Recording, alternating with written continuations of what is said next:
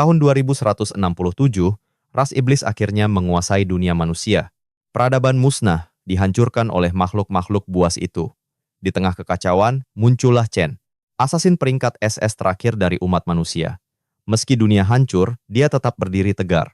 Kisah ini membawa kita mundur 7 tahun, saat para raja iblis pertama kali muncul di bumi. Lenu, salah satu raja iblis, mengejek sang karakter utama, menyebutnya harapan manusia sekaligus sampah menyedihkan. Dia pun bersiap menyerang, menyatakan takdir pria itu hanya untuk menjadi santapannya. Seketika, energi merah gelap terbentuk di tangannya. Sambil menyeringai, Lenu berteriak Chen akan menjadi makanannya dan kekuatannya. Ia melepaskan kekuatannya, mencoba menyerap Chen untuk selamanya. Dan begitu saja, energi jahat itu mulai menggerogoti tubuh Chen. Tak ada lagi jalan keluar. Saat itu, Chen teringat mereka yang telah tiada, saudarinya, temannya, dan gurunya. Amarah membara dalam dirinya, karena semua yang ia sayangi dibantai oleh para monster itu. Dengan sisa tenaganya, ia bertekad untuk menyeret Lenu ke neraka bersamanya. Chen mengaktifkan skill pamungkasnya, Terminus Arc, yang memancarkan cahaya dahsyat. Di hadapan cahaya itu, sang Raja Iblis lumpuh total, bertanya-tanya apa yang terjadi. Dengan senyum pasrah, Chen menerima takdirnya ditelan cahaya. Ia kembali teringat orang terkasih, saudarinya, gurunya, dan orang tuanya. Chen menyesal karena tidak cukup kuat untuk melindungi mereka semua. Ia berpikir andai saja menemukan sarang iblis lebih awal, ceritanya bisa berbeda. Jika itu terjadi, mungkin ia bisa menghentikan Raja Iblis pertama dari membuat kehancuran besar. Dengan begitu, dia takkan kehilangan semua yang berharga secara tragis. Lalu, segalanya menjadi gelap. Namun perlahan kesadarannya kembali. Penglihatannya kabur saat Chen membuka matanya. Ia terbaring di ranjang kecil di sebuah ruangan. Chen menatap tangannya, terkejut menyadari ia masih hidup. Ia mengedarkan pandangan ke seluruh ruangan, bertanya-tanya di mana dia berada sekarang. Dengan bingung, ia berjalan ke arah jendela untuk mencari tahu lokasinya. Di luar, terlihat bangunan bertuliskan, ruang kesehatan sekolah, dan beberapa siswa berlalu lalang. Chen bingung, bukankah dunia sudah hancur dan tak ada yang tersisa? Setelah syok, Chen pun menerima kenyataan barunya. Dia akhirnya sadar telah kembali 10 tahun ke masa lalu, tepat ke zaman kuliahnya. Lalu suara aneh bergema di sekitarnya. Sebuah pesan sistem muncul, menyatakan kekuatan keserakahan telah terintegrasi. Dengan memeriksa layar di depannya, ia memastikan tanggalnya 16 Mei 2017. Chen yakin sepenuhnya ia kembali tepat 10 tahun. Dia sadar tanggal ini 3 tahun sebelum kedatangan pertama sang Raja Iblis yang mengerikan. Dari sana, Chen ingat dalam 3 tahun, Raja Iblis pertama bernama Aurat akan muncul. Makhluk inilah yang membuka gerbang neraka dan memulai mimpi buruk itu membuat iblis lain menyerbu dunia dan menghancurkannya. Tapi kini, setelah mendapat kesempatan kedua, tekad Chen kembali membara. Dia yakin jika bisa mengalahkan Aurat, sang Raja Iblis pertama, dia bisa mencegah gerbang neraka terbuka dan mengubah takdir. Pesan kekuatan keserakahan muncul lagi, membuatnya bertanya-tanya fungsi antarmuka ini. Layar aneh melayang di depannya sejak ia sadar. Saat disentuh, muncul berbagai data yang tak ia pahami. Jendela status menunjukkan nama serta atributnya. Ia bertanya, apakah ini datanya saat ini? Chen belum pernah melihat yang seperti ini, karena dulu ia hanya bertarung dengan kekuatan Awaken-nya. Di dunia ini, hanya 1 dari 10.000 orang yang bisa menjadi seorang Awaken berkemampuan khusus. Universitasnya hanya merekrut calon Awaken, namun di kehidupan lalu, dia hanyalah seorang pecundang. Dia berpikir, mungkinkah itu sebabnya ia sadar di ruang perawatan? Karena dulu selalu dihajar habis-habisan, tiba-tiba sebuah gambar aneh berkedip di hadapannya. Layar itu menampilkan detail kelas, pembunuh petir, kekuatan listrik super cepat. Chen langsung mengenali kelas itu. Itu adalah kelasnya dari kehidupan sebelumnya, ia masih bisa merasakan kekuatannya. Ia terkejut, mungkinkah kali ini dia awaken lebih awal? Penuh tekad, dia bersiap menguji kekuatan barunya dan memilih ganti kelas di menu melayang itu. Seketika, kartu kekuatan itu melesat dari tangannya, mengarah lurus ke pintu. Saat itu juga, Malong dan seorang temannya muncul di ambang pintu, wajah mereka kaget. Malong langsung berlari memeluk Chen, cemas menanyakan keadaannya. Chen meyakinkan ia baik-baik saja, sambil memastikan antarmukanya tak terlihat. Malong terperangah, lukanya hilang dan pulih lebih cepat dari seorang awakened. Sementara teman sekamarnya itu terus saja berbicara dengan cemas, Chen hanya menatapnya, terdiam. Ia teringat Malong adalah Awakened lemah yang tewas di hari ketiga invasi. Kini, sahabatnya ada di hadapannya. Barulah ia merasa benar-benar telah kembali. Tiba-tiba, Malong teringat ujian besok dan menarik Chen. Meski bukan Awaken, ujian itu penting untuk kelulusan mereka. Mereka pun meninggalkan ruang perawatan, melintasi kampus universitas yang luas, banyak mahasiswa di sekitar, ada yang berlatih kekuatan, ada pula yang bersantai. Suasana kampus begitu hidup, para mahasiswa memamerkan kemampuan mereka. Komentar Chen kalau ia lama tak melihat orang hidup, tentu membuat Malong kaget. Malong jadi sedikit takut dan mengajaknya jalan-jalan untuk menenangkan pikiran. Sambil berjalan, Chen bertekad. Ia pernah kehilangan segalanya dan takkan membiarkannya terulang. Jika diam saja, masa depan suram itu akan kembali. Ia harus bertindak cepat dan menaikkan levelnya segera. Di zaman ini, cara satu-satunya untuk jadi kuat adalah membunuh monster di lapisan iblis. Masalahnya, semua lapisan itu dikuasai guild besar. Orang luar dilarang masuk, ia penasaran dengan kekuatannya dibanding yang lain. Pemerintah membagi peringkat dari S hingga E. Kebanyakan mahasiswa hanya peringkat E, hanya para jenius yang mencapai D. Chen penasaran dengan peringkatnya nanti. Ia melirik temannya, yakin kalau dirinya saat ini jauh lebih kuat. Tiba-tiba, sebuah bola basket melayang dan menghantam wajah Malong. Malong pun tersungkur ke tanah, hidungnya berdarah dan kacamatanya pecah. Sekelompok preman mengenali mereka. Pemimpinnya menyeringai. Cepat juga pulihnya kalian. Malong langsung panik. Sial sekali, kenapa harus bertemu dia di sini? Tapi Chen menatap mereka, tatapannya dingin tanpa ada rasa takut sedikit pun. Preman itu menyeringai pada temannya, lalu mengeluh. Kenapa kalian tak bawakan minum untukku? Malong ketakutan dan meminta maaf.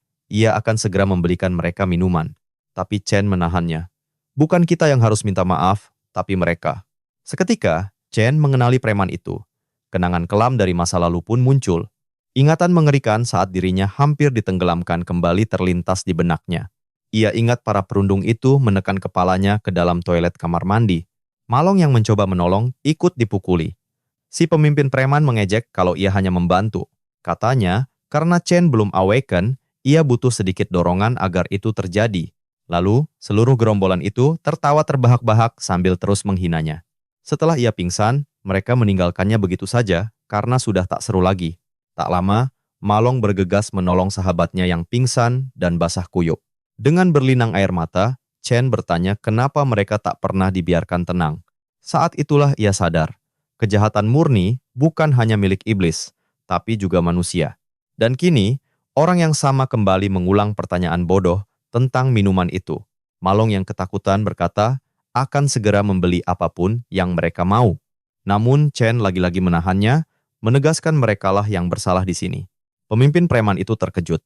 Tak percaya melihat sikap Chen yang menantang. Malong cemas bertanya, apa yang kau lakukan? Kenapa kau bilang begitu? Perundung itu, Gong Chang, seorang rank E, maju dengan tinju membara. Tapi Chen balas menatap, matanya menyala merah tanpa rasa takut. Dia hanya berani menindas yang lemah, karena kakaknya adalah ketua OSIS. Terdengar desas-desus, menyebut dua orang terlemah sekolah akan dihajar. Gong Chang maju dengan aura hijau mengancam. Tatapannya tajam, dia menggeram, apa yang barusan kau bilang? Tanpa gentar, Chen menyahut dingin. Jangan ganggu kami lagi. Merasa diremehkan, Gong Chang berteriak, kau cari gara-gara, lalu menerjang. Di luar dugaan, Chen menahan pukulan itu dengan satu tangan. Dampaknya begitu kuat hingga Gong Chang terdorong mundur. Gong Chang goyah. Kerumunan terkejut. Tak percaya dengan apa yang baru saja mereka lihat. Semua bertanya-tanya, bagaimana mungkin dia menahan pukulan itu tanpa membangkitkan kekuatannya. Gong Chang merasa terhina. Gong Chang murka dan mengaum, beraninya pecundang sepertimu melawanku? Chen menyeringai. Baiklah, akan kujadikan kau uji coba skill baruku. Seketika, dia mengaktifkan Electric Assassin Class. Petir menyambar menyelimuti seluruh tubuhnya. Mulut Malong ternganga, dia tergagap tak percaya. Dia bertanya kapan temannya itu membangkitkan kekuatannya. Chen hanya memberinya sebuah senyuman penuh keyakinan. Dibalut petir, Gong Chang tak gentar. Dia mengaktifkan Invincible Demon Armor miliknya untuk menyerang. Dengan lengan sekeras batu, dia melancarkan pukulan mematikan.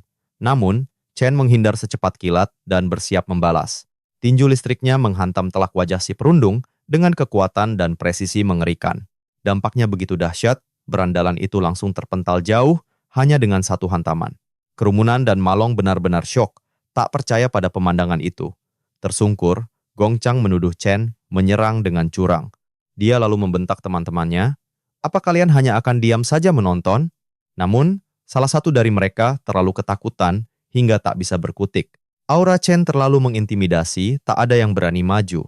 Tapi, Gong Chang bangkit dengan amarah membara dan menyerang lagi. Sambil mengaum akan menghabisinya, Chen dengan mudah menangkap lengannya dengan tangan berlistrik. Cengkeramannya begitu kuat, membuat Gong Chang menjerit kesakitan luar biasa. Dengan tatapan superior, Chen berkata, Gong Chang terlalu lemah. Lalu, tendangan petir sekuat tenaga menghantam dagunya. Tendangan brutal itu langsung membuatnya terbang dan seketika membuatnya pingsan total. Tubuh Gong Chang menghantam tanah dengan keras, menciptakan kawah kecil dan membuat semua orang ngeri. Gong Chang terkapar babak belur, tak mampu bangkit lagi setelah dihajar tanpa ampun. Semua orang di sekitar terdiam, terkejut melihat pemandangan itu. Sementara Malong masih terduduk syok. Dia masih tak bisa percaya sambil bergumam. Sejak kapan Chen jadi sekuat ini? Chen memandangi tangannya sementara Malong panik. Setelah memeriksa statusnya, dia menarik beberapa kesimpulan. Pertama, dia bisa mengaktifkan Electric Assassin Form miliknya sesuka hatinya. Kedua, kekuatan dasarnya saja sudah cukup untuk menghajar Awakened level E. Namun di balik kekuatan ini, Chen menyadari ada satu masalah setelah mengalahkan Gong Chang. Status di sistemnya tidak naik sedikit pun. Sambil menciptakan bilah petir, dia berpikir cara untuk naik level. Melihat itu, kerumunan panik dan Malong berteriak, "Apa yang akan kau lakukan sekarang?" Chen lalu mengarahkan bilah petirnya tepat ke leher Gong Chang, membuatnya gemetar. Dia bertanya-tanya, apakah cara mendapat pengalaman masih sama seperti dulu? Pria itu bersiap menghabisi Gong Chang saat itu juga. Tiba-tiba, seorang gadis muncul dan berkata, ini adalah area sekolah. Dia adalah Ling Yu, wakil ketua Dewan Siswa. Katanya, hukuman untuk Gong Chang sudah cukup. Sambil tersenyum, dia menjamin pada Chen bahwa pria itu takkan mengganggunya lagi. Chen pun melenyapkan pedangnya, menatap si perundung. Dia bertanya, apa Dewan begitu niat melindungi sampah sepertinya? Chen menjelaskan, jika orang seperti dia tidak dibuat jera, mereka tidak akan pernah berhenti membuat onar. Teman-teman Gong Chang gemetar ketakutan. Bersumpah takkan pernah mengganggu Chen lagi. Meski mereka mundur, siswa lain masih menganggap mereka pecundang terlemah di sekolah. Setelah mengamati sebentar, Ling Yu hanya berbalik badan dan memutuskan pergi. Malamnya, di asrama pria, keributan lain terjadi. Malong berusaha meyakinkan yang lain kalau Chen telah bangkit sebagai pembunuh listrik yang dahsyat. Temannya berteriak, bilang Gong Chang telah dipermalukan. Kini, geng mereka gemetar ketakutan padanya. Tapi Xiang Zhu, teman sekamarnya, penyihir inti peringkat E, meragukan segalanya dan menanyakan keberadaannya. Sambil menepuk Malong, ia berteriak, jika orang itu sehebat itu, untuk apa dia kabur begitu saja? Rekan lainnya, Qiangsu si penyihir bunga, menyindir Malong pasti baru saja terbentur keras. Ia lalu menjelaskan alasan mereka berempat ditempatkan di asrama yang sama. Mereka adalah murid terburuk. Karena itu, ia menyombongkan diri sebagai yang terkuat di ruangan itu, sebab hanya dia dari kelas tempur. Ia berteriak, menegaskan itu adalah fakta tak terbantahkan, dan dialah yang terbaik di sana. Pria itu menyombong, berkata Chen terlalu lemah jadi pembunuh, sementara dirinya lah yang terus berkembang. Namun, teman sekamar lain menimpali, ujian besok akan membuktikan segalanya, sekali dan untuk selamanya. Sementara itu, di sarang iblis peringkat E, latihan berjalan seperti biasa. Di sana ada Gong Ting, ketua OSIS, sekaligus kakak Gong Chang. Seusai latihan, ia dan kelompoknya bersiap untuk meninggalkan tempat suram itu. Tapi saat hendak pergi, ia melihat seseorang di pintu keluar. Itu adiknya, Gong Chang, dengan tubuh penuh perban. Gong Ting pun bertanya kenapa adiknya masih di sana. Penuh amarah, Gong Chang menuntut kakaknya untuk turun tangan, karena Chen sudah menghinanya di hadapan semua orang. Dengan tatapan dingin, sang ketua OSIS menjawab singkat, kalau pesannya sudah ia terima. Dengan wajah serius, Gong Ting berjanji akan mengurusnya sendiri. Di tempat lain, seorang pemuda dan Ling Yu sedang makan malam di restoran mewah. Ling Yu bertanya rencananya menangani situasi ini, mengingat saudaranya baru saja dihajar habis-habisan. Pemuda itu tampak ragu dan bertanya, apa benar Chen sekuat yang diceritakan bocah itu? Ling Yu menjelaskan, hanya ada kurang dari 10 siswa peringkat D, dan ia sudah merekrut mereka semua. Selain itu, ia mengingatkan murid lain tak punya akses yang sama menuju ke sarang-sarang iblis. Karena itu, para Awaken biasa tak punya cara untuk naik level, sehingga takkan ada yang bisa menyusulnya. Di sisi lain, Chen berlari di tengah hujan dengan beban 100 kg, sejauh 20 km. Latihan fisik dasar adalah kunci, karena batas kemampuan Awaken terikat erat dengan kekuatan fisik mereka. Meski sudah berlatih sekeras ini, ia tahu kekuatannya masih jauh dari cukup untuk semua rencananya. Ia teringat tahun 2160 saat Raja Iblis Ruat keluar dari sarang dan menyerang dunia. Di hari itu, satu-satunya saudarinya tewas di tangan monster keji tersebut. Iblis itulah yang membuka gerbang neraka, membuat raja-raja iblis lainnya bisa masuk ke dunia. Maka dari itu, tujuan utama Chen di tahap awal ini sudah sangat jelas. Dengan tatapan tajam, misinya hanya satu, mengalahkan iblis itu. Karenanya, ia harus melampaui pertumbuhan sang iblis dalam 3 tahun. Saat tengah memikirkan hal itu, tiba-tiba ponsel di sakunya bergetar hebat. Saat ia mengambil ponselnya, terlihat di layar nama adiknya yang menelepon balik. Dengan perasaan berat, ia menjawab panggilan itu, lalu mendekatkan ponsel ke telinganya. Di seberang sana, adiknya bertanya kenapa ia sering menelepon, lalu menjelaskan kalau ponselnya mati. Dengan semangat, ia bercerita kalau hadiah yang ia menangkan bisa menyelesaikan masalah sewa mereka. Adiknya merasa aneh karena Chen hanya diam dan bertanya kenapa. Sambil tersenyum, Chen menjawab tidak apa-apa. Meskipun harus mengorbankan segalanya, air mata tetap mengalir di pipinya. Ia bergumam, sudah lama sekali ia tidak mendengar suaranya. Adiknya yang bingung pamit berjanji akan membawa kabar baik. Setelah panggilan berakhir, Chen sadar, segalanya benar-benar dimulai dari titik nol sekarang. Dengan tekad baru, ia kembali berlari demi melindungi semua yang berharga baginya. 8 jam setelah kembali ke masa ini, ia akhirnya tiba di asrama dengan tubuh yang sangat lelah. Di bawah pancuran air, ia berpikir tubuh mudanya ini masih harus beradaptasi dengan kekuatan fisik yang lebih lemah. Selesai mandi, ia mulai memikirkan masalah paling krusial di dalam rencananya. Ia merenung, untuk naik level ia harus masuk ke sarang iblis, tapi semuanya dimonopoli oleh guild-guild besar. Hal ini membuat yang lemah dan miskin tak punya kesempatan. Ia pun bingung bagaimana caranya bisa menemukan monster. Chen bertanya-tanya soal esensi kekuatan kerakusannya. Tiba-tiba, sistem kerakusan terinisialisasi dan aktif di hadapannya. Seketika, kesadarannya ditarik ke sebuah tempat asing, dan ia pun mulai terjatuh ke dalam jurang tak berdasar. Chen terlempar ke pusaran energi merah gelap, dan mendarat di tempat asing di hadapan menara raksasa yang mengerikan.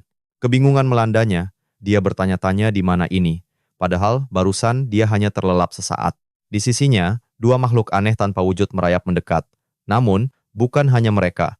Sekawanan Death Hound peringkat E muncul, mengepungnya dari segala penjuru. Merasa terdampar di sarang monster, tanpa ragu dia langsung mengganti kelasnya. Transformasi kelas selesai, sudah waktunya membereskan para pengganggu ini. Dengan kecepatan kilat, Chen melesat menerjang. Satu tebasan akurat membelah monster itu menjadi 2. Begitu monster itu tumbang, sebuah notifikasi sistem muncul di hadapannya. Mengandalkan kekuatannya, dia terus membantai monster yang seolah tak ada habisnya. Monster peringkat E ini terlalu mudah. Poin pengalaman yang masuk menegaskan, ini semua nyata. Dan yang terpenting, akhirnya dia bisa mengumpulkan EXP untuk naik level. Semua statusnya langsung naik 5 poin. Dia girang, karena kini punya tempat latihan pribadi. Tiba-tiba, seekor serigala raksasa bermata merah muncul, memancarkan aura monster boss. Chen memutuskan, inilah saatnya menguji batas kemampuannya. Bos menerjang, tapi Chen menghindar dengan gesit. Setelah pertarungan sengit, dia naik ke level 3 dan mendapatkan beberapa item baru. 2 level dalam waktu singkat, dia takjub. Namun, pesan merah aneh muncul di atas bangkai monster itu. Pesan itu menyatakan bangkai monster bisa diserap, membuat Chen tidak mengerti maksudnya. Dia bingung, apa sebenarnya arti dari kata penyerapan itu? Penasaran, dia mengulurkan tangan ke bangkai itu. Cahaya terang terpancar, mungkinkah ini kekuatan kerakusan? Seketika, bangkai monster itu hancur dan terserap seluruhnya ke dalam tubuh Chen. Sesaat kemudian, energi dahsyat mulai terkumpul di telapak tangannya. Proses berakhir, monster itu berubah menjadi sebuah kartu. Dia bisa menyerap musuh dan menjadikan kekuatan mereka miliknya. Mata Chen terbelalak, sebuah kekuatan yang luar biasa baru saja ia temukan. Seketika, sebuah ingatan mengerikan dari masa lalu terlintas. Ini adalah kekuatan yang sama milik Raja Iblis Lenu. Kekuatan kerakusan milik sang Raja Iblis, entah bagaimana Chen berhasil mencurinya. Di dunia ini, setiap orang terikat takdirnya hanya pada satu kelas saja. Tapi kini, Chen telah menghancurkan aturan itu dengan memiliki 2 kelas sekaligus. Jika dia bisa terus memakan monster, bukankah dia bisa mendapatkan lebih banyak kekuatan? Dengan tatapan tajam, dia sadar, jika begini terus, dia bisa memiliki kelas tanpa batas. Meski senang, dia heran, kenapa bisa mendapat kekuatan gila ini. Dan lagi, apa sebenarnya menara iblis di belakangnya ini? Tiba-tiba, gelombang energi dahsyat melempar Chen ke belakang tanpa peringatan. Dia merasakan tekanan luar biasa dan bertanya-tanya apa yang sebenarnya terjadi di tempat ini. Sebuah suara misterius bergema, "Kau akhirnya tiba. Aku sudah menunggumu." Sosok itu menampakkan wujudnya, lalu memanggil nama Chen. Peringkat kekuatan di dunia ini diukur dari E-rank hingga S-rank. Bahkan sebelum sempat berpikir, makhluk itu menyerang. Chen kembali terlempar jauh. Dulu, dia mempertaruhkan nyawa demi mencapai S-rank, tapi sekarang dia hanyalah D-rank. Sementara monster di hadapannya setidaknya adalah bos A-rank. Perbedaan kekuatan mereka bagai langit dan bumi. Sarang macam apa ini sampai ada monster level bos? Lebih aneh lagi, makhluk itu tahu namanya? Pertarungan sengit pun terjadi, puluhan serangan saling beradu di antara mereka. Monster itu jelas bisa mengalahkannya, namun ia hanya menyerang dengan kekuatan besar, mementalkan Chen lagi dan lagi. Semua serangannya sengaja meleset dari titik vital, hanya untuk membuatnya jatuh berulang kali. Dengan tatapan merendahkan, monster itu bertanya, "Masih mau melanjutkan pertarungan ini?" Terbaring tak berdaya dengan tubuh penuh luka, Chen sadar, monster ini hanya ingin dia menyerah. Monster itu memberinya penawaran, "Pertimbangkanlah untuk menjadi penjaga menara ini bersamaku." Namun, dengan tatapan penuh kebencian, Chen menjawab, "Aku tak akan pernah tinggal di neraka ini." Karena menolak, makhluk itu langsung menyerangnya. Pedang energi itu merobek bahunya dengan brutal. Serangan itu sungguh keji. Chen terkejut oleh rasa sakit dan darah segar yang mengucur deras. Makhluk itu bertanya sinis, apakah Chen pikir ia tidak bisa dikalahkan? Ia hanya bersabar karena hanya ada Chen di sana. Dengan tatapan maut, aura ungu terpancar dari makhluk itu, menyebar ke mayat-mayat monster di sekelilingnya. Ia bertanya sekali lagi, sembari terus meningkatkan kekuatan dan tekanannya yang luar biasa. Monster itu pun memberikan ultimatum, tunduk dan patuh, atau hancur lebur di tempat ini. Bahkan dalam situasi terburuk, Chen tidak goyah. Dikelilingi petir, ia justru menyeringai. Dengan lantang ia berteriak. Ia lebih memilih bertarung dan melenyapkan makhluk itu sekarang juga. Makhluk berjubah itu tertawa, menyebutnya bodoh, dan bersiap mengakhiri pertarungan ini selamanya. Namun, Chen tidak mundur selangkah pun. Ia justru maju menyerang. Petirnya beradu dengan energi ungu. Mengejutkan, ia berhasil menahan senjata kuat itu hanya dengan satu tangan. Dengan tatapan tajam, ia mengungkap kalau dirinya telah berhasil membaca pola serangan sang musuh. Ia menyadari, sebelum setiap serangan, ada celah kecil selama 0,4 detik. Dengan celah itu, ia bisa memprediksi jalur pedang dan menghindar dari serangan dengan presisi tinggi, dan yang terpenting, setelah menyerang, ada jeda selama 0,2 detik saat lawannya lengah. Karena itu, Chen memutuskan untuk menargetkan celah itu saat sang monster tak berdaya dengan pedang petirnya. Ia melesat ke depan dan dalam sekejap berhasil menusuk jantung makhluk itu. Meski Dekreng tak bisa membunuh Reng, serangan itu cukup untuk melumpuhkannya selama beberapa detik. Tanpa buang waktu, ia mengaktifkan skill Dewa Petir, meningkatkan kecepatannya hingga 10 kali lipat. Bagi Chen, kelumpuhan sesaat ini lebih dari cukup untuk kabur. Satu-satunya cahaya di sana adalah jalan keluarnya, maka ia berlari sekencang mungkin menuju cahaya itu, mengulurkan tangannya untuk menembusnya. Namun, saat ia berhasil melewati cahaya itu, ia sadar cahaya itu lenyap di belakangnya. Monster itu mengungkap, itu semua hanya ilusi, bukan sarang iblis. Meski begitu, makhluk itu memujinya karena bisa menemukan kelemahan serangannya dengan begitu cepat. Kemudian, monster itu bertransformasi, mengatakan bahwa Chen adalah satu-satunya pembawa harapan. Chen terperangah. Ia pernah melihat wujud itu sebelumnya, pada diri Raja Iblis Lenu. Makhluk itu berkata, bahkan dalam keputusasaan, Chen mampu menganalisis dan bertaruh demi secercah harapan. Ia lalu mengungkap bahwa Lenu begitu kuat karena menggunakan beberapa kelas berbeda di pertarungan akhir. Seketika, Raja Iblis menjadi makhluk es, dengan kekuatan untuk membekukan segalanya. Lalu ia berubah jadi naga es raksasa, mendominasi langit dengan kehadirannya yang agung. Kemudian, ia berubah menjadi monster api dengan daya hancur yang luar biasa dahsyat, lalu menjadi monster tumbuhan dengan sulur beracun. Dan terakhir, wujud cahaya suci yang sama kuatnya. Chen ingat jelas semua wujud itu. Dan salah satunya, persis seperti makhluk yang ada di hadapannya. Makhluk itu pun membenarkan, inilah wujudnya saat ia dikalahkan dan akhirnya disegel di sini. Hal ini membuat Chen berpikir, apakah dirinya telah dimakan oleh kekuatan rakus milik Raja Iblis Lenu, dan karena kekuatan itu kini berada di dalam tubuhnya. Ia bertanya-tanya apakah seluruh tempat ini ada di dalam dirinya. Makhluk itu memuji mental Chen yang kuat dan berkata, ia telah terbukti layak. Chen bingung dan bertanya apa maksud dari segala sesuatu yang ada di tempat ini. Monster itu lalu menunjukkan kunci kekosongan, sebuah item peringkat SS untuk membuka menara iblis. Ia menjelaskan, Lenu telah memakan banyak iblis dan menyegel yang terkuat di dalam menara itu. Makhluk itu menyuruh Chen untuk memakan para iblis itu, menjadikannya bahan bakar untuk menjadi lebih kuat. Chen memegang kunci itu, masih tak mengerti. Ia pun bertanya, kenapa makhluk itu mau membantunya. Makhluk itu menjelaskan, di antara iblis pun ada yang baik dan jahat. Dan Raja Iblis telah memusnahkan kaumnya. Ia telah menunggu berabad-abad untuk balas dendam. Dan Chen adalah satu-satunya kesempatan yang ia miliki. Chen semakin bingung dan bertanya, siapa sebenarnya kaum yang dimaksud oleh makhluk itu?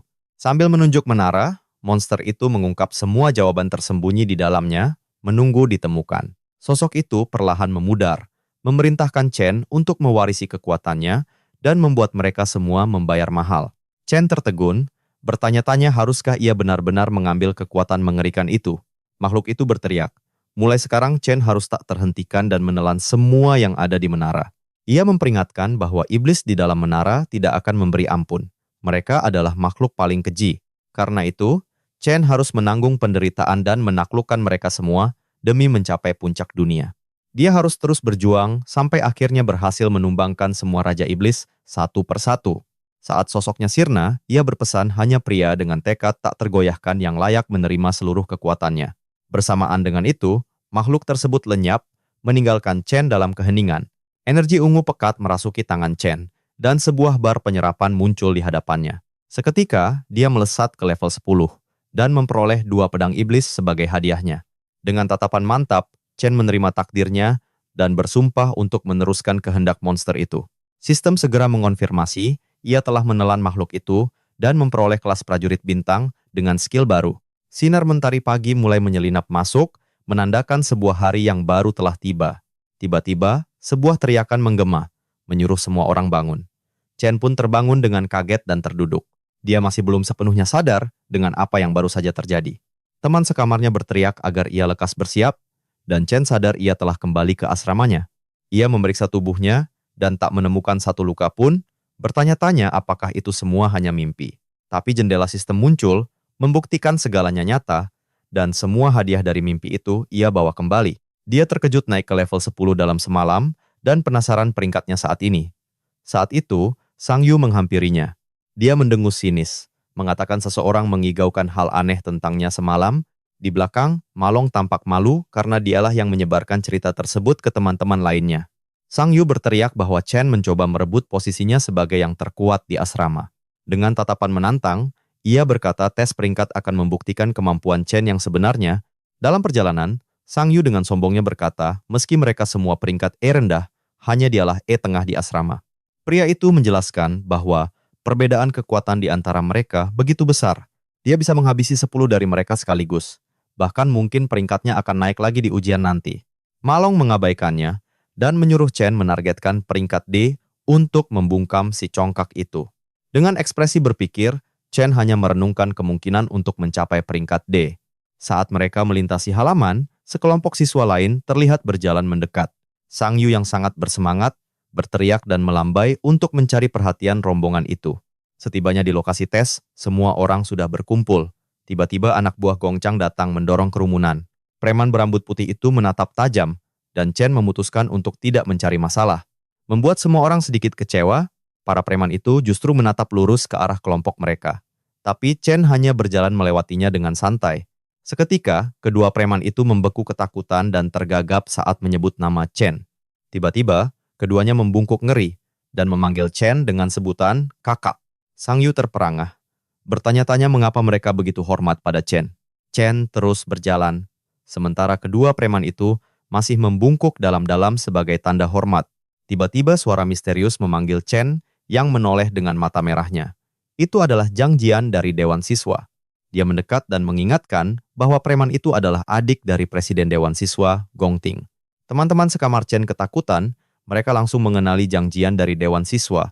Mereka panik karena pria itu adalah anjing suruhan presiden, seorang Awaken peringkat D yang kuat. Dengan senyum mengejek, Zhang Jian berkata indera penciumannya tajam dan bisa mengendus orang kuat. Namun saat mendekat, ia berkata dari Chen, hanya tercium aroma seorang pecundang yang menyedihkan. Tanpa gentar, Chen balik menatap dan bertanya, apa dia sejenis anjing? Mendengar itu, amarah Zhang Jin meledak, menuntut apa yang baru saja ia katakan. Tiba-tiba, sebuah suara menginterupsi, menyuruh Zhang Jin menghentikan keributan. Itu adalah Gong Ting, sang ketua dewan. Ia berkata sudah menyelidiki segalanya dan adiknya lah yang bersalah. Sambil berbalik, ia menegaskan bahwa setiap kesalahan harus dibayar setimpal. Pria itu pun pergi. Gong Ting menatap Chen dengan sorot mata yang dalam dan penuh selidik. Chen membalas tatapannya dengan intensitas yang sama, tak sedikit pun berpaling. Seketika, ujian peringkat dimulai. Seorang guru mengumumkan bahwa semua peserta akan dipanggil. Gong Ting pergi bersama Zhang Jin, bergumam kalau Chen bukan ancaman berarti. Jauh dari sana, wanita pirang misterius mengamati upacara dari ketinggian. Seseorang bertanya kenapa ia di sana, apakah ia sudah menemukan murid yang menarik perhatiannya. Wanita itu hanya tersenyum, berkata, ujian kali ini akan sangat menarik untuk disaksikan. 1 jam berlalu, penilaian pun dimulai. Nama berikutnya yang dipanggil adalah Sangjo. Dengan tatapan penuh tekad, ia siap menunjukkan kekuatan sejatinya pada semua orang. Ia melangkah ke bilik penilaian untuk memulai tes. Ujian ini dilakukan sendiri di dalam ruang iblis pelatihan. Di dalamnya, terdapat jantung iblis yang menyerap energi. Para Awakened harus mengerahkan seluruh kekuatan mereka di hadapannya. Tanpa ragu, Sangjo melepaskan ledakan energi sekuat tenaga ke arah perangkat itu. Jantung iblis itu lalu menyalurkan energi yang terdeteksi ke alat eksternal lewat kabel. Mesin di luar pun mulai memproses seluruh energi yang dilepaskan oleh sang murid. Akhirnya, data energinya muncul di layar. Sangjo meraih peringkat E tengah. Guru mengonfirmasi hasil itu, tapi heran kenapa data lain belum muncul. Milong berkata cemas, inilah saatnya bagian terpenting dari ujian. Selain peringkat terkini, ujian ini juga mengukur potensi maksimal seorang murid. Potensi tinggi akan dapat perhatian negara, dan potensinya dinilai peringkat C. Dengan kecewa, Sangjo meninggalkan arena. Selama 2 tahun, tak ada kemajuan, padahal ia ingin peringkat D. Murid berikutnya pun dipanggil. Teman-temannya mencoba menghibur, berkata peringkat mereka bahkan lebih buruk darinya. Saat Sang dan Malong dapat peringkat E rendah, sebuah hasil baru muncul. Trio itu terperangah melihatnya. Mengejutkan semua orang, peringkat D pertama tahun ini muncul.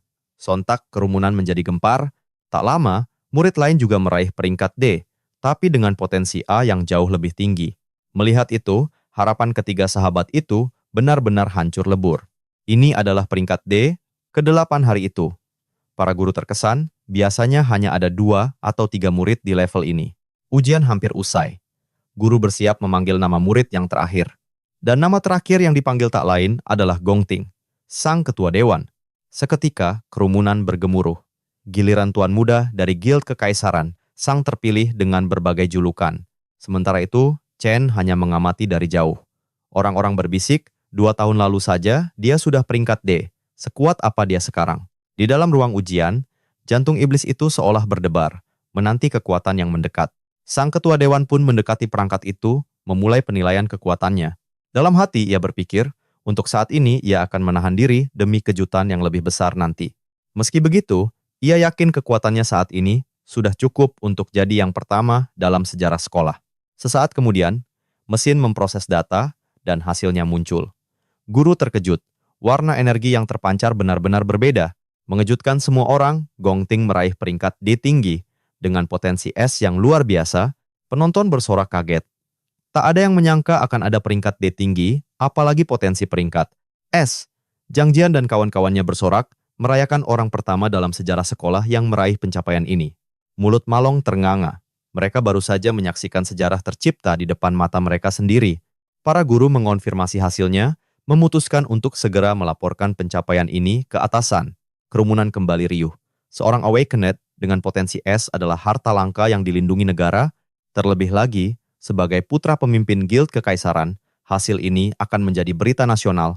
Dari kejauhan, wanita misterius itu berkomentar. Ujian tahun ini memunculkan banyak talenta berbakat. Yuan Long, sang direktur universitas, bertanya apakah wanita itu sudah melihat potensi Gong Ting. Namun, wanita misterius itu menyangkal. Ia datang bukan hanya untuk menyaksikan pemuda itu.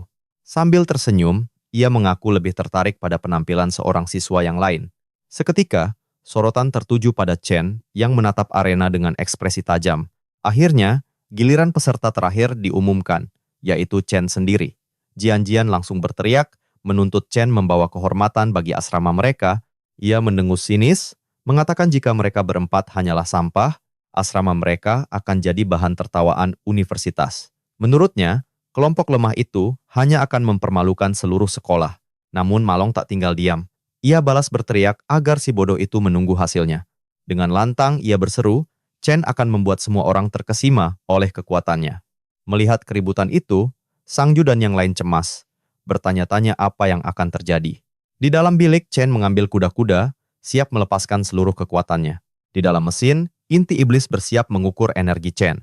Chen berpikir, bagi seorang Awaken, satu-satunya cara meraih masa depan adalah bergabung dengan guild papan atas, dan kesempatan satu-satunya untuk membuktikan nilai mereka pada guild-guild itu adalah dalam ujian kelulusan.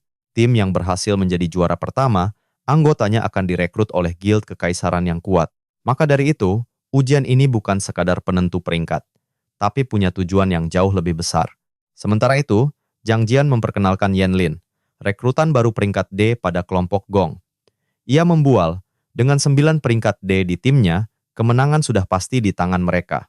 Jadi tujuan utama ujian ini adalah merekrut yang terkuat untuk penilaian kelulusan akhir.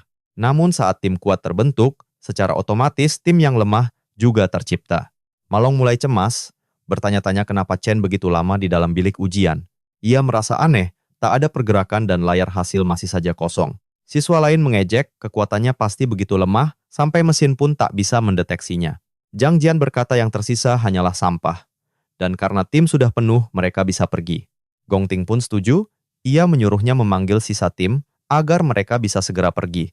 Namun tiba-tiba, layar menyala. Hasilnya mengejutkan semua orang, Chen adalah peringkat D tingkat tinggi. Teman-temannya dan siswa lain terdiam, tak percaya pada hasilnya. Seketika, Malong bersorak, berteriak bahwa ia sudah bilang temannya hebat, dan ia terbukti benar. Di sisi lain, Gong dan Zhang Jian terperangah. Mereka tak pernah menduga hasil peringkat D tingkat tinggi. Namun, sistem tiba-tiba mendeteksi ketidakstabilan dan meminta kandidat mengulang tesnya. Chen sadar, statistik dasarnya di level 10 setara dengan peringkat D tingkat tinggi. Dari sana, ia memutuskan menguji kekuatan lainnya dan memulai proses perubahan kelas saat itu juga. Setelah perubahan selesai, ia mengaktifkan Infernal Death King, kelas iblis terlemah miliknya. Seketika, layar mulai berkedip. Peringkatnya berubah dari D menjadi C tingkat menengah di tempat itu. Teman-temannya kembali terkejut, bertanya-tanya kenapa peringkatnya melonjak lagi. Zhang Jian berteriak ini mustahil, mesin pengujinya pasti rusak. Para guru panik. Mereka belum pernah melihat perubahan peringkat dan mengira sistemnya telah gagal. Sistem kembali mendeteksi ketidakstabilan. Inti iblis mulai kepayahan karena kekuatan yang berlebih. Maka Chen memutuskan menggunakan kelasnya yang lain untuk melihat hasil akhirnya. Ia lalu mengaktifkan Purgatory Giant untuk melepaskan seluruh batas kekuatannya. Seketika, inti iblis ketakutan dan seolah akan meledak karena energi yang meluap. Tiba-tiba, energi ungu pekat menyelimuti seluruh langit, membuat semua orang ketakutan. Gong Ting dan yang lain menatap ke atas, bertanya-tanya apa yang terjadi. Teman-temannya menyadari, ini adalah pertanda bahwa sejarah baru sedang terukir hari ini. Mereka sadar, asrama mereka telah melahirkan monster tingkat dewa. Saat itu, layar potensi berkedip dan menampilkan huruf S emas yang terdistorsi. Para guru berteriak kaget. Mungkinkah itu potensi peringkat S? Gong Ting terdiam, terpaku membisu oleh apa yang dilihatnya. Peringatan bahaya berkedip di layar, membuat semua orang semakin tegang dan bingung. Sesaat kemudian, peringatan berubah menjadi error system. Mesin mulai bergetar hebat tak terkendali. Layar kemudian menampilkan SSS dan menyatakan nilainya melebihi batas maksimum sistem. Mendadak, seorang siswa panik berteriak histeris. Seketika, mesin uji itu meledak hancur berkeping-keping dalam ledakan dahsyat. Para guru berteriak, hati iblis kelebihan beban. Lalu mereka bergegas ke lokasi. Mereka langsung menerobos bilik uji, memastikan kondisi siswa yang ada di dalam. Namun saat mendekat, sang guru tertegun kaku. Rahangnya ternganga melihat pemandangan di depannya. Di lantai, tergeletak hati iblis yang hancur tak bernyawa. Guru lain menduga mesinnya rusak karena kelebihan beban yang terjadi hari ini. Chen sadar ia berlebihan dan tak sengaja menghancurkan jantung mesin itu. Ternyata, kekuatan rakusnya bahkan mampu menelan inti mesin sekalipun. Dan Chen pun melangkah keluar dari ruang uji coba tanpa satu goresan pun. Ia pun memutuskan mengaktifkan kemampuan barunya untuk melihat apa yang bisa ia lakukan. Dengan kekuatan ini, ia kini bisa melihat peringkat asli semua orang di sekitarnya. Seketika, ia sadar kemampuan ini akan sangat berguna untuk rencananya di masa depan. Ia melirik Gong Ting, dan sadar pria itu juga menyembunyikan kekuatan aslinya berkat mesin rusak. Para guru terpaksa menunda tes akibat insiden ini. Data Chen dianggap error, dan yang lain diminta kembali besok. Tapi Malong dan teman-temannya justru bersorak, tak peduli dengan pengumuman itu. Bagi mereka, Chen itu jenius. Tiba-tiba, Zhang Jian muncul, berteriak bagaimana pecundang sepertinya bisa dapat peringkat C. Ia menuduh Chen merusak mesin, membuat dewan siswa jadi harus menunggu. Mendengar itu, Chen geram. Percikan petir mulai menyambar di tangannya, siap bertarung. Melihat tingkahnya, Chen berpikir, haruskah ia memberinya pelajaran sekali untuk selamanya? Namun, Gong Ting menahannya, jangan menghina rekan tim baruku. Zhang Jian terkejut, tak mengerti ucapan sang ketua. Sambil tersenyum, Gong mengajak Chen untuk bergabung ke dalam timnya. Ia menjamin, jika mereka bertarung bersama, skor tertinggi dalam sejarah akan jadi milik mereka. Di sisi lain, Malong dan yang lain kaget melihat undangan pribadi dari sang ketua. Salah satu anggota tim kesal. Jika dia masuk, artinya ada yang harus ditendang keluar. Pria itu protes, kenapa Chen bisa bergabung padahal yang lain menyuap pun tak bisa, tapi melihat sang ketua sudah bicara, ia tahu tak punya pilihan selain pasrah. Akhirnya, Zhang Jian menelan egonya dan menyambut anggota baru itu dengan senyum terpaksa. Tapi di luar dugaan, Chen menolak mentah-mentah undangan itu di tempat.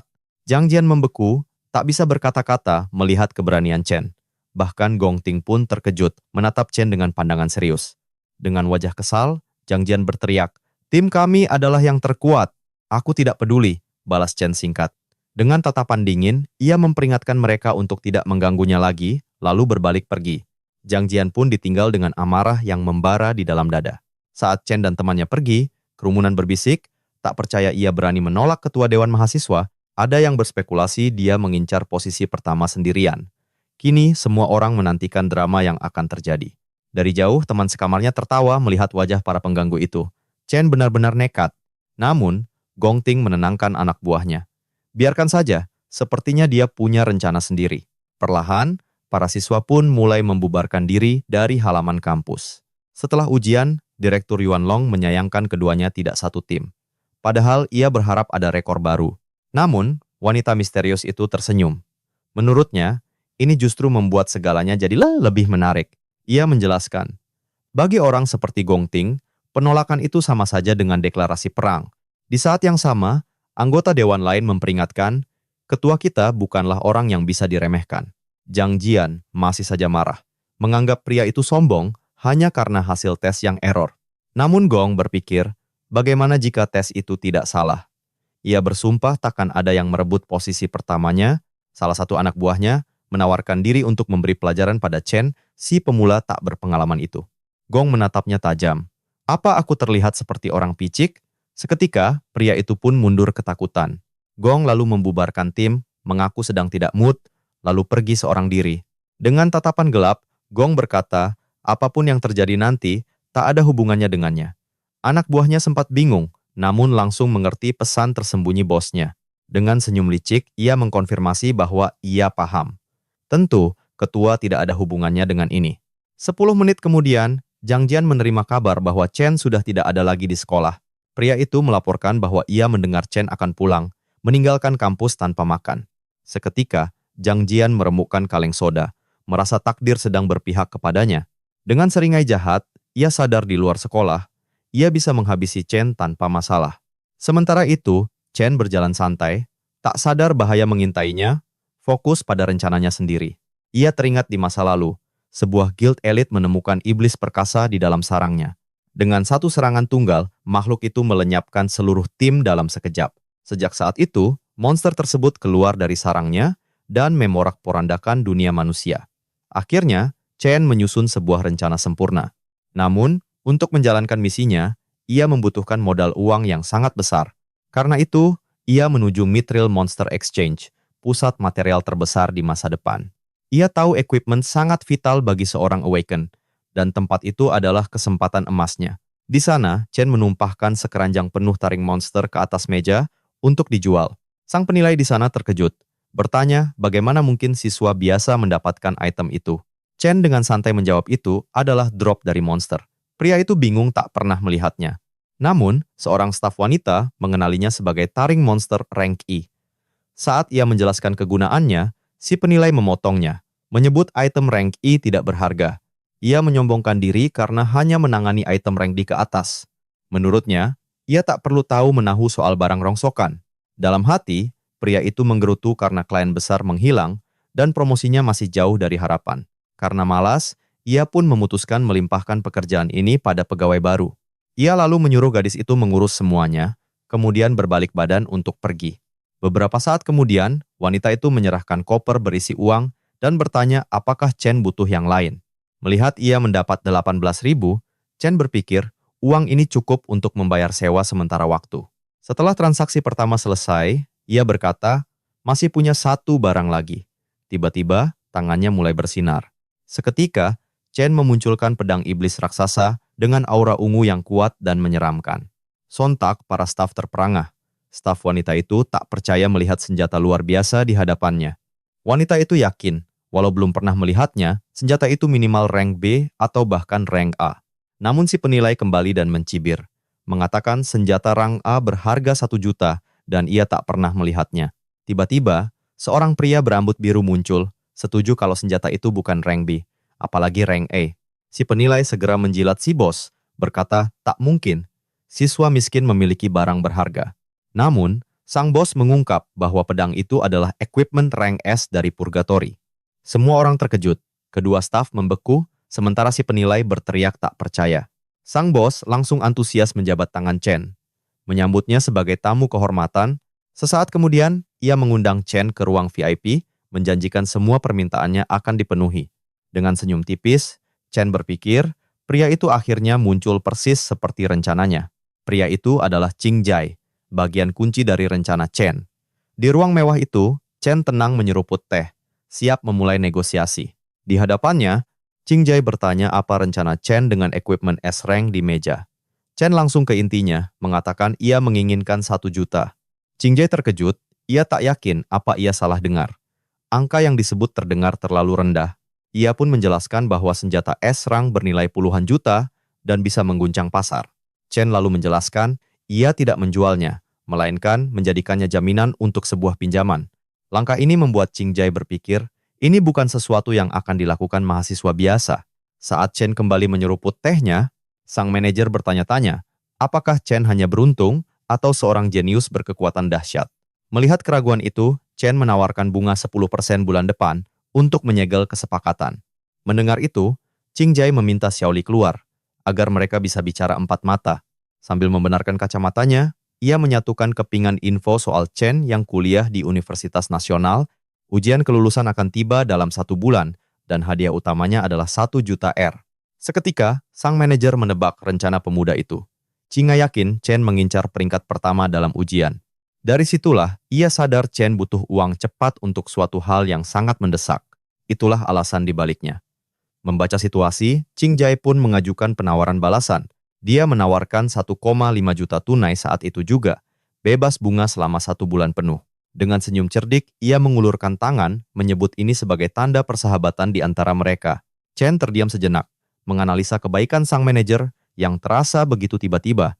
Qing Jai berjanji akan menjaga rahasia ini dan hanya meminta prioritas untuk bisnis di masa depan. Chen kagum pada kecerdasan pria itu, sadar kenapa takdir menunjuknya jadi yang nomor 1. Chen tahu, dia tak bisa berjuang sendirian. Itulah kenapa ia butuh sekutu yang bisa dipercaya. Dan begitu saja, jabat tangan mereka menyegel kesepakatan, menandai awal dari sebuah kemitraan baru. Tak lama kemudian, sebuah kontrak mana muncul untuk meresmikan negosiasi yang baru saja terjadi. Kontrak ditandatangani, uang pun masuk ke rekening Chen. Qing Jai tersenyum puas melihat hasilnya.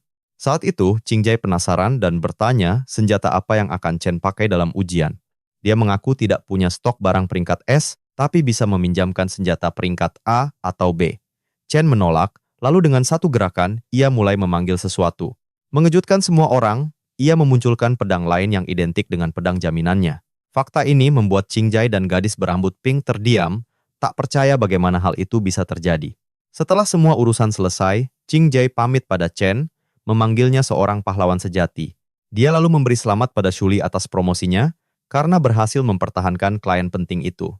Saat hendak pergi, Chen berhenti dan berbalik seolah ingin mengatakan sesuatu. Dengan wajah serius, ia bilang ingin membeli satu barang lagi sebelum pergi. Tak lama, Chen naik taksi menuju tujuan berikutnya. Dengan uang di tangan, ia tiba di terminal bus antar kota. Di saat itu, Chen teringat masa lalunya, di mana uang selalu menjadi masalah terbesar mereka. Dulu, ia harus kerja paruh waktu di banyak tempat hanya untuk membayar uang sewa. Uang sangat pas-pasan, membuatnya dan adiknya hidup super hemat demi bisa bertahan. Meski hidup sulit, adiknya berhasil diterima di sebuah akademi seni ternama. Chen ingat melihat adiknya memegang surat lecek itu dan sadar kalau dia telah diterima. Tapi takut jadi beban, adiknya mengorbankan mimpinya demi untuk tetap berada di sisinya. Kembali ke masa kini, Chen mengecek ponselnya. Adiknya, Xiaoyan, seharusnya sudah sampai. Tiba-tiba, suara yang familiar memanggil namanya. Ternyata adiknya yang menegurnya karena salah menunggu di pintu masuk. Benar saja, itu adalah adiknya, Xiaoyan, yang muncul sambil menggodanya karena tersesat lagi. Chen membeku di tempat. Sudah 7 tahun sejak terakhir kali ia melihatnya. Adiknya lalu meminta bantuan membawa koper. Tak mengerti reaksinya, gadis itu melambai di depan wajahnya, bertanya kenapa kakaknya hanya menatap kosong. Tanpa kata, Chen menarik adiknya ke dalam pelukan erat. Xiaoyan kaget, tak mengerti apa yang sedang terjadi. Dengan senyum lega, Chen berpikir, akhirnya, aku menemukanmu lagi. Pelukan itu berlangsung cukup lama, membuat sang adik mulai merasa sedikit malu. Sesaat kemudian, ia mendorong kakaknya menjauh, berteriak kalau pelukannya membuatnya sesak napas. Ia mengeluh kakaknya bertingkah aneh dan bertanya apa ia baru diputuskan pacarnya. Mereka pun pulang sambil bergandengan tangan. Melihat senyum adiknya, sebuah gelombang tekad baru membakar semangat Chen. Dengan tatapan sayang, ia bersumpah pada dirinya sendiri, tak akan pernah lagi membiarkan adiknya menderita. Adegan berpindah ke sebuah gang gelap. Sekelompok pria tampak sedang menunggu seseorang. Sang pemimpin memerintahkan semua untuk bersiap menyerang Chen. Sebuah senyum jahat terukir di wajahnya. Changi bersumpah akan memberi pelajaran pada Chen karena berani mengusiknya. Salah satu anak buahnya tampak cemas. Bertanya, apa membawa anggota OSIS sebanyak ini tidak terlalu berisiko. Sang pemimpin menjawab, bocah itu membuatnya muak, dan seorang level E rendahan tak pantas bicara begitu padanya. Dia teringat ucapan Chen yang menyuruhnya diam, yang kini membakar amarah di dalam dadanya. Karena itu, ia memerintahkan mereka untuk menghajarnya sampai tak bisa ikut ujian kelulusan. Sambil menyeringai, ia pamer statusnya sebagai pembunuh bayaran top dan menunjukkan kilatan pisau lipatnya. Di sisi lain, Chen dan adiknya berjalan santai, sama sekali tak menyadari bahaya yang sedang mengintai. Gadis itu melihat sikap aneh kakaknya, lalu bertanya, apa dia stres karena ujian kelulusan? Ia bahkan bercanda, pria seserius kakaknya tidak mungkin sedang jatuh cinta. Karena itu, gadis itu mencoba menghiburnya, mengingatkan lagi kata-kata penyemangat yang pernah diucapkan sang kakak. Tak hanya itu, ia mulai menyenandungkan lagu motivasi. Chen berpikir, adiknya sangat peka karena cepat menyadari perubahannya. Chen menjawab semuanya baik-baik saja, namun adiknya merasa kakaknya hanya berpura-pura kuat demi harga dirinya. Gadis itu menghela napas, berpikir kakaknya sudah dewasa, dan kini membangun tembok di hatinya. Tanpa mereka sadari, gerombolan Qiangdai telah mengintai dari kejauhan, siap untuk menyerang. Seorang anak buahnya melihat adik Chen, lalu bertanya pada sang pemimpin mengenai gadis itu. Dengan tatapan licik, dia menyeringai, gang ini tanpa kamera, artinya kesenangan akan jadi lebih besar. Tiba-tiba, Chen merasakan aura permusuhan yang mendekat dengan sangat cepat. Seketika ia sadar, itu adalah para anggota OSIS yang datang mencari gara-gara. Chen pun terkejut. Mereka bisa menemukannya secepat ini di tempat terpencil. Agar adiknya tak terlibat, ia segera mengambil airbot miliknya. Dengan sigap, ia memasangkan airbot itu ke telinga adiknya, agar suara pertarungan tak terdengar. Chen berkata ingin berbagi lagu favoritnya, membuat adiknya bingung dengan tindakannya. Saat musik mulai terdengar, adiknya tersenyum, berpikir bisa memahami kakaknya lewat lagu itu. Saat perhatiannya teralih, Chen berbalik dengan tatapan serius yang tajam. Gerombolan preman itu mendekat, dipimpin oleh Chuang Dai. Seorang peringkat D, dikelilingi oleh peringkat E, sama sekali tak menyadari bahaya. Gadis itu tetap tenang, terus menikmati alunan musiknya. Melihat itu, para preman serentak menyerbu ke arah Chen yang sudah siap menunggu. Seketika ia teringat, ia kehilangan keluarganya di tahun 2060 dan baru menemukan adiknya kembali. Setelah terlahir kembali, matanya berkilat marah. Ini adalah momen pertamanya melihat keluarga setelah 7 tahun. Amarahnya meledak karena mereka berani merusak momen berharganya. Tanpa ragu, Chen menerjang dan menghantam wajah preman pertama. Dahsyatnya pukulan itu membuat pria itu terlempar jauh, membuat yang lain terperangah kaget. Sementara itu, Xiao tetap menikmati musik dengan mata terpejam, tak sadar akan pertempuran di dekatnya. Chen bersiap menyerang lagi, kepalan tangannya bersinar, seiring alunan melodi yang terus berputar. Seorang penyerang bahkan tak sempat bereaksi, sebelum sebuah pukulan telak mendarat di wajahnya. Dengan kelincahan luar biasa, Chen meladeni beberapa musuh sekaligus. Ia melancarkan tendangan keras yang menerbangkan preman lainnya. Membersihkan jalan, seorang pria mencoba serangan kejutan dari titik buta. Namun, Chen menahan pukulan itu dengan satu tangan, menunjukkan kekuatan superiornya. Dengan gerakan cepat dan presisi, ia memelintir lengan lawannya hingga panik. Pria itu menjerit kesakitan saat Chen mematahkan lengannya tanpa ampun. Saking kuatnya, tulang preman itu langsung remuk berkeping-keping di tempat. Dengan satu serangan terakhir, ia melempar sisa musuhnya, bertekad untuk melindungi sang adik. Chiang Ai tertegun, tak percaya dengan apa yang dilihatnya. Ia bertanya-tanya, bagaimana Chen bisa sekuat ini? Saat pemuda itu bersinar dalam aura keemasan, tanpa memberi waktu sang pemimpin untuk berpikir, Chen langsung melesat maju, mendaratkan pukulan telak pada preman lainnya. Dengan gerakan kilat, ia menumbangkan sisa anak buah Chiang Ai, membuka jalan lurus menuju sang pemimpin. Sadarlah Chiang Dai, ia telah salah menilai lawannya. Sambil menggeram marah, pisau lipat pun terhunus. Sebagai pembunuh bayaran papan atas, harga dirinya tak akan membiarkannya kalah dari bocah biasa. Murka, ia berteriak takkan tinggal diam dan langsung menerjang ke arah Chen. Namun secepat kilat, Chen sudah ada di hadapannya, melancarkan pukulan maut. Benturan brutal itu membuat sang ketua geng terhempas jauh, tanpa sempat bereaksi sama sekali. Tanpa ampun, Chen mengerahkan seluruh kekuatannya untuk mengakhiri pertarungan ini selamanya. Pukulannya telak mendarat di wajah lawannya, merontokkan gigi, dan membuatnya langsung tak sadarkan diri. Hantaman terakhir itu membuat tubuh Chiang Dai melayang seolah tak berbobot sama sekali. Tubuhnya terlempar begitu jauh, hingga akhirnya lenyap di ujung gang yang gelap. Dahsyatnya serangan itu menyisakan gema benturan, menandai kemenangan telak bagi Chen. Semua musuh telah tumbang. Chen berbalik dengan tatapan sedingin es, mata merahnya menyala di atas korbannya. Chen kembali menegaskan peringatannya. Jangan pernah mengusiknya lagi. Dengan mata merah menyala, dia bertanya, apa peringatanku kurang jelas? Tersungkur tak berdaya, Chiang Dai sadar, ancaman itu nyata, dan memohon ampun. Muak dengan rengekannya, Chen menarik kerahnya, menempelkan pisau ke lehernya. Diam, atau kau mati. Ketua geng itu panik melihat sorot mata Chen yang menyiratkan niat membunuh sungguhan. Bagaimana mungkin seorang siswa biasa punya aura membunuh sekuat ini? Apa yang telah ia lalui? Dengan tatapan maut, Chen memerintahnya, dengarkan baik-baik setiap kataku. Aku tak peduli apa yang kalian lakukan, tapi jika kalian berani menyentuh adikku, sambil menekan pisaunya, Chen melanjutkan. Jika kalian berani muncul lagi di hadapanku, aku bersumpah, akan kulenyapkan kalian semua dari muka bumi ini selamanya. Ketakutan, preman itu hanya bisa mengangguk pasrah, tak mampu mengucapkan sepatah kata pun. Peringatan telah diberikan. Chen pun pergi, meninggalkan pisaunya dan para pecundang itu.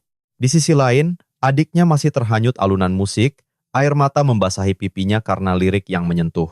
Ia pun bertanya-tanya, kenapa lagu ini membuatnya begitu sedih.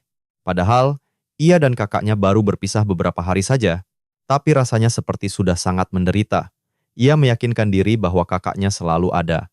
Sambil melepas earphone, ia memanggil kakaknya, mengeluh lagunya sangat menyebalkan. Dengan senyum, Chen memberinya sebuah kotak kecil. Chen membukakan kotak itu, menampakkan sebuah pena emas yang indah. Ini hadiah untukmu. Siu terbelalak, ia mengenali pena itu sebagai pena gambar holografik model teranyar. Gadis itu bertanya dari mana ia dapat uang, sebab pena itu harganya lebih dari 10.000. Merasa terlalu mahal, ia ingin mengembalikannya. Kenangan pahit terlintas di benak Chen saat ia gagal melindungi mimpi adiknya dulu. Dengan tangan yang masih berlumuran darah, tekadnya untuk memulai hidup baru semakin bulat. Karena itu, ia bersumpah pada dirinya sendiri. Kali ini, ia akan melindungi semua yang berharga baginya. Sementara di luar terdengar teriakan minta tolong. Sang adik dengan riang mencoba hadiahnya, menggambar bentuk pink di udara. Ia terpukau saat berhasil menciptakan ikan hologram. Luar biasa. Aku bisa menggambar di udara. Sementara itu, Chen makan dengan lahap.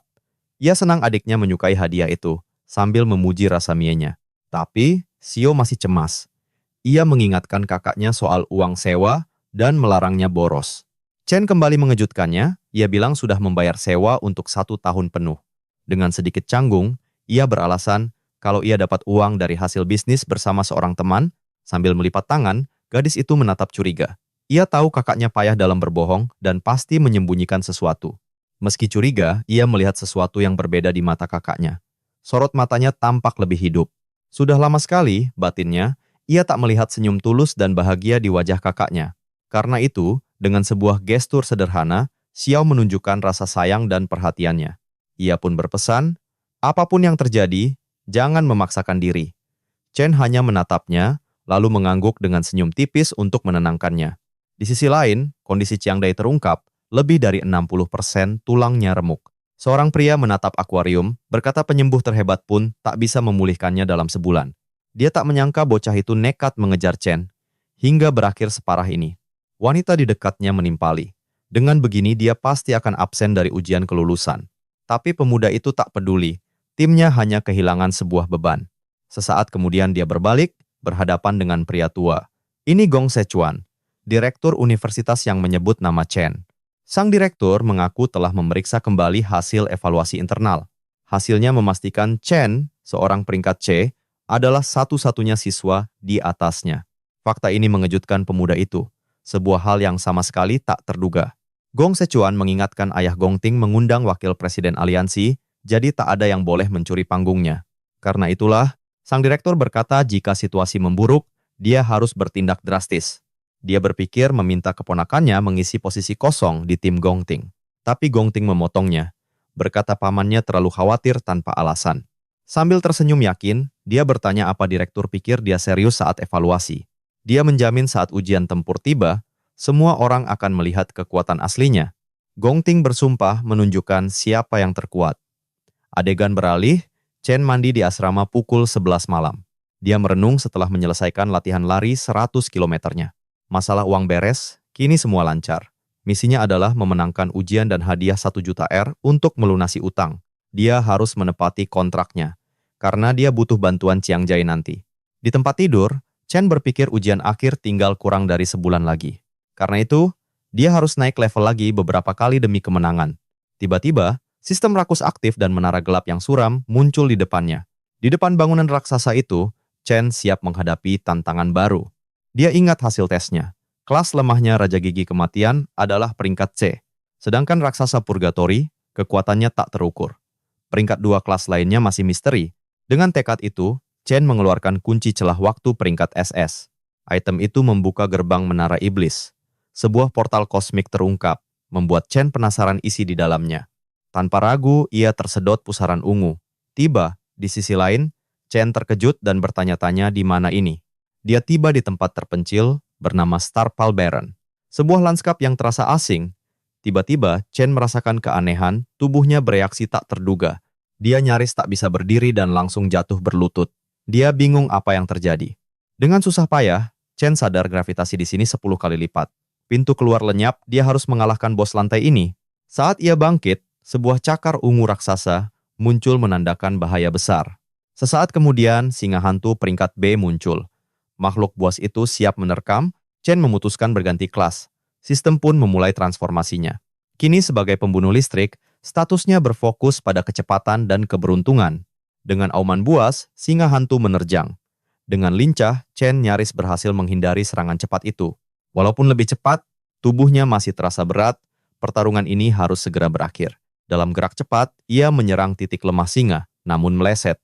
Gravitasi berat ini mengacaukan kecepatan dan akurasinya. Akibatnya, kelas pembunuh kehilangan keunggulannya, dan dia pun tersungkur. Makhluk itu seakan tak merasakan apa-apa, terus maju tanpa goresan sedikit pun. Melihat betapa kuatnya monster itu, Chen ragu tingkat kesulitan menara ini. Dia memutuskan ganti kelas lagi, memilih raksasa Purgatory.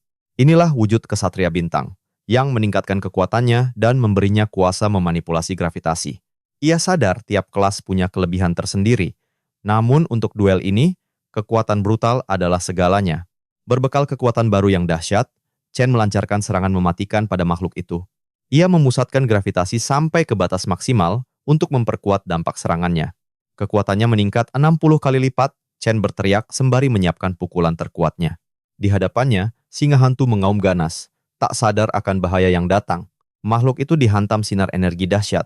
Seketika, dia memakai skill Triple Gravity Calamity, menghancurkan monster itu sepenuhnya. Usai mengerahkan seluruh kekuatannya, Chen ambruk ke tanah, terengah-engah di tengah kawah. Sebagai hadiah, ia mendapatkan tulang singa hantu. Laga ini memberinya 12.000 experience point, menaikkan levelnya menjadi level 11. Tak lama kemudian, sistem menjelaskan bahwa setiap bintang di kartu kelasnya adalah pengganda status. Kelas Giant Purgatory memiliki 11 bintang, sementara Electric Assassin hanya 9.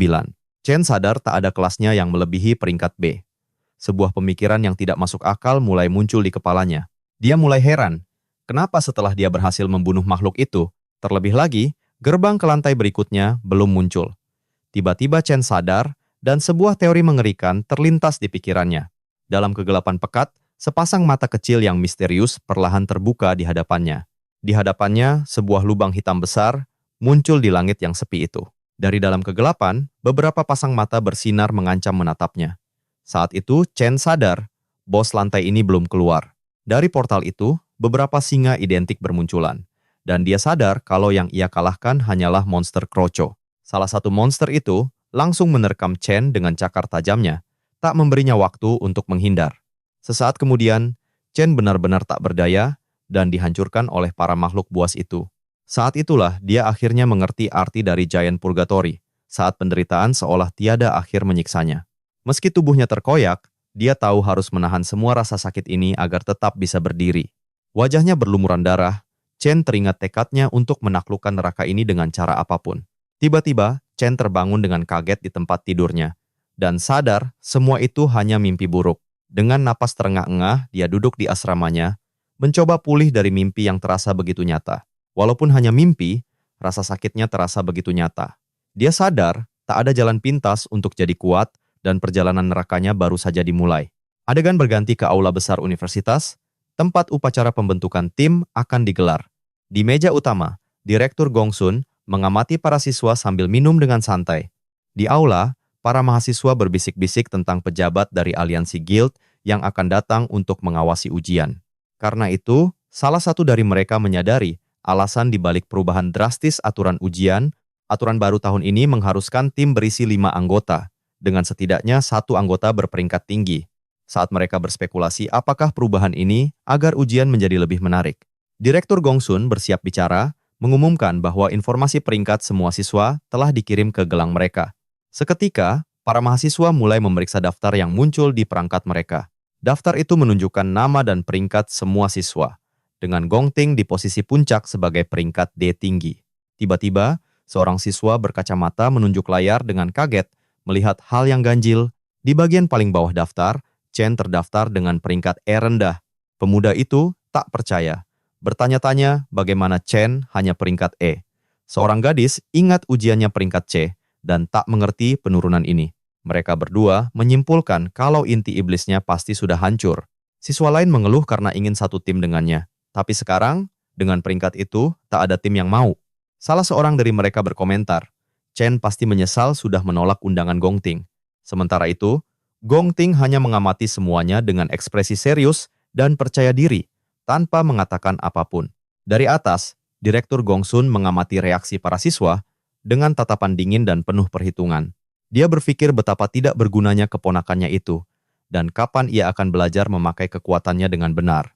Karena itulah, dia bertekad memberinya pelajaran telak dan memastikan lawannya itu bahkan tak layak untuk bertanding.